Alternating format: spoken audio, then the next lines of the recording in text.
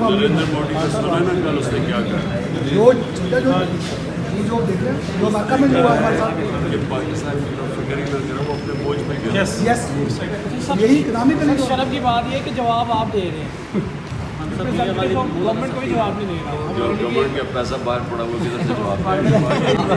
London में मेरा भी पैसा पड़ा होता है $1-2 अरब, मैं भी ना जवाब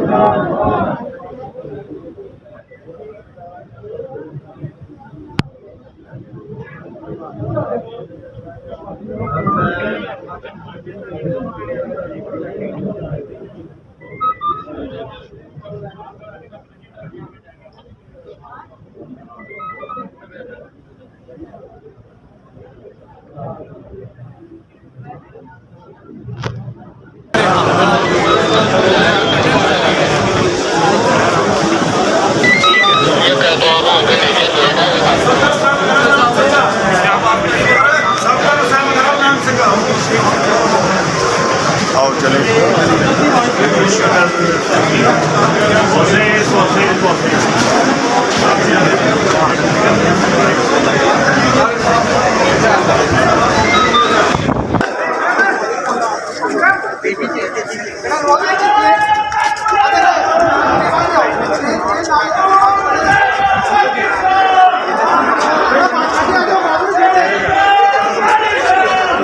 ये दूसरे अदालत में पेश हो रहे हैं अब खान साहब।